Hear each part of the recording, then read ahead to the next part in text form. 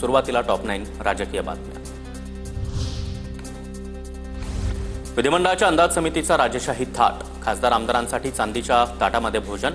थाळीचे भाडं 550 रुपये तर भोजनाचा खर्च 4000 रुपये। चांदीच्या ताटामधून पंचपक्वान्न देत राज्य निधीची उधळपट्टी करण्यात आल्याचा आरोप।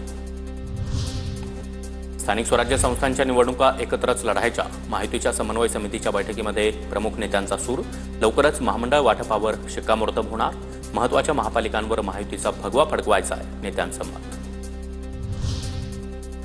आगामी निवडणुका जिंकण्यासाठी प्रयत्नांची पराकाष्ठा करा। पक्षातील मंत्र्यांसोबतच्या बैठकीमध्ये एकनाथ शिंदेंचा कानमंत्र। ठाकरे गटातील स्थानिक नेत्यांच्या पक्षप्रवेशाची मंत्री आणि नेत्यांवर जबाबदारी। सूत्रांची माहिती।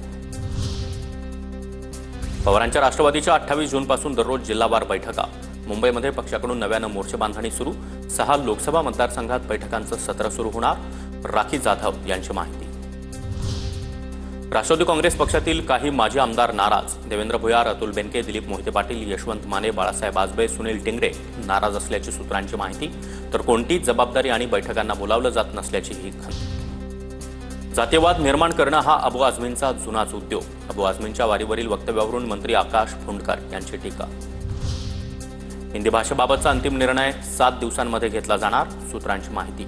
शिक्षण मंत्री दादा भुसे विरोध करणाऱ्या राजकीय पक्ष नेते, संघटना, भाषातज्ञ यांच्यासोबत बैठक घेणार। बैठकीमध्ये राष्ट्रीय शैक्षणिक धोरणाबाबत सादरीकरण करत संबंधितांची भूमिका जाणून घेणार।